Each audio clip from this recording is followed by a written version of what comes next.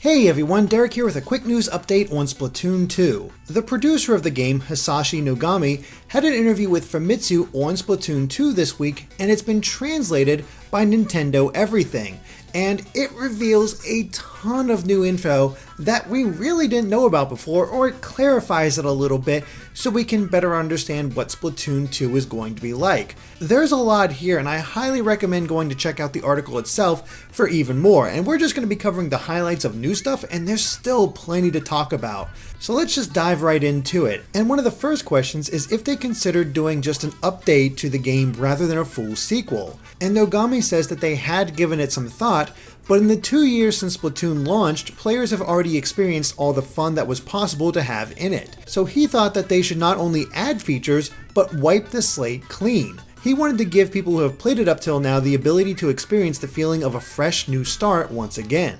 He further went on by saying the gameplay fundamentals are still the same, of course, and the basic turf war rules haven't changed, but the special weapons have all been given makeovers. I decided to have the weapons be gradually released as well, like before.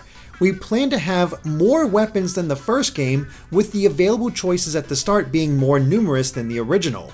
But I wanted players to once again enjoy the changes in the weapon trends as new ones were steadily introduced. The combinations of main weapons and specials have been changed, and the sub-weapons are also being revised. So I hope everyone who played the first will enjoy testing out all of the new combinations for themselves. He also confirmed that there will be worldwide matchmaking again, except for Splatfest, which will be unique to each region as they were previously. Continuing on to the weapons, he talked a little bit about the changes to old weapons as well as the Splat Dualies, but nothing too different from what we've already heard. However, he did confirm that all the main weapons from the first game will appear again, but their specific abilities are still being researched. So all these weapons have had their parameters adjusted, and of course they plan to have more available in the end compared to the first game. He also talked a little bit about the Splat Charger's new ability, where you can maintain your charge by going into your squid form. However, he also noted that if you take too long, the charge state will end. There's also a little note to how the curling bomb sub-weapon works. So we already know that once you throw it, it'll bounce off things before exploding. However, there's also a meter on the upper part of it that notes how long it'll be until it explodes. And once you enter the throwing stance, the meter starts to decrease. So you can control when it'll explode by choosing how long to hold it before releasing it. It handles a bit differently from the other bombs in that way. So what actually happens is that if your timing is off, it'll actually knock enemies back if it hits them before exploding, but it won't splat them. So you actually have to get the timing just right so it'll explode just as it gets within your enemies, and that seems like it'll take a lot of skill. Or at least a little bit more thought than you think you would normally need to use. Nogami was then asked about the changes to the special weapons and how they're all new, specifically whether the change in control schemes affected it, and he responded yes and no. I wanted to reset the tactics used in the game as well. The most used weapons in the game are the mains and subs, so the fundamental strategies will be similar to the first game. However, special weapons can turn the tide of battle, so strategies revolved around them. Therefore, changing the special weapons will greatly shift players' strategies. I mentioned earlier that I wanted everyone to enjoy the game from a fresh start once more. These changes are part of that.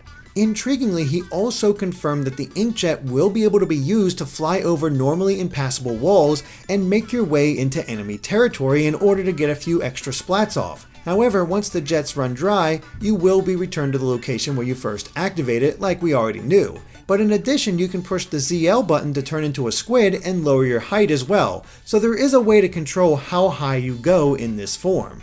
There's also a timing aspect to the new Splashdown special weapon, and Nogami says, it's pretty flashy, isn't it? But you have to think carefully about when to use it. You might be invincible during the attack, but you can still be splatted before that, even if you've already activated it. By the way, you can even use it while doing a super jump and splat any enemies nearby when you land. However, there's a short delay after activating it, so if you use it too early they might evade it, and if you use it too close you might get taken down before it goes off. You need to find the right moment. There were 7 special weapons total in the first game, and we plan to have more than that in 2. So we actually get confirmation that there will be more special weapons this time around in Splatoon 2.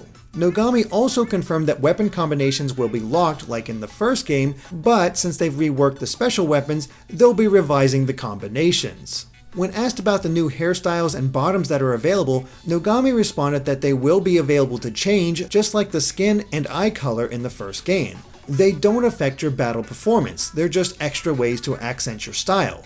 On the other hand, the headgear, clothing, and shoes all have gear abilities. However, he didn't want to comment on whether there will be more gear abilities as well, but there are adjustments being made. What's pretty interesting though is that Krusty Sean is indeed the one running a food stand, and Nogami noted that he wanted to have the characters like him show up in this game too, but since they've changed the location from Inkopolis Plaza to Inkopolis Square, their roles have also been changed. So for example, Krusty Sean worked as the manager of the shoe store in the first game, and now he's running his own independent shop. Speaking of the controls and the controller types supported on the Switch, he confirmed that all controller types will be supported. However, the standard for Splatoon 2 will be docking the Joy-Con inside the grip to play. There's also the Switch Pro controller, which is sold separately, and it's very nice to play with, so he's thinking about recommending it to Splatoon 2 players. And of course, you can play it in portable mode as well. We also got an indication on what the gyro-controlled pointer on the map does, and it's basically just another way to select players to super jump to. You can either push the buttons, or you can use the gyro-controlled pointer to select them and jump there. When asked for the reason that he changed the jump button from X to B, he responded that on the Wii U gamepad, the right joystick was above the buttons, but on the Switch, it's been moved below them, so they changed it to the button closest to the right stick, the B button. It might be confusing at first, but it's in a more convenient spot, so I think everyone will get used to it quickly.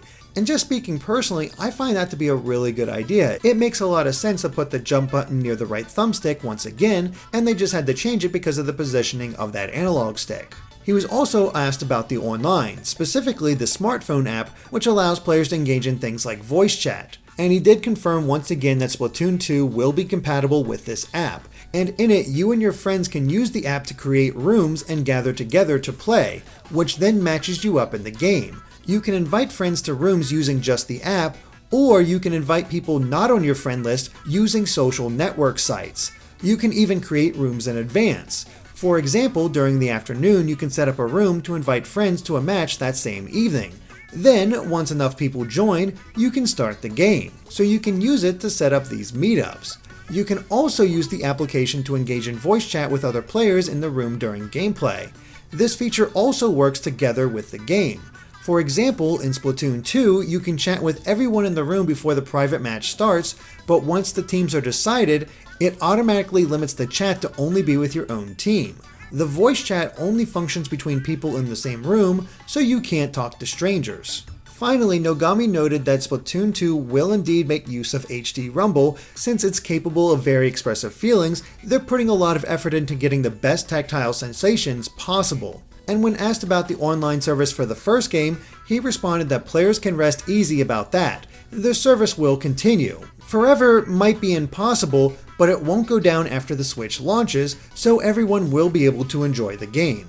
And that's his interview. Like I said, there's a lot more in here that we didn't mention, and we already mentioned quite a bit. It's a pretty extensive interview, and a highly recommended read if you're a big Splatoon 2 fan. Really, everything I'm hearing in this just makes me more excited for the game, and it really seems like a true sequel, and something that they're really working to get right. One of the other things that he mentioned that we didn't bring up is that they're more concerned about nailing a 60 frames per second frame rate at all times, rather than going all out on graphical fidelity. So it all seems like good signs, but what about this interview excites you most? Let us know in the comments, and of course stay tuned to GameXplain for more on Splatoon 2 and other things gaming as well. Alright guys, bye.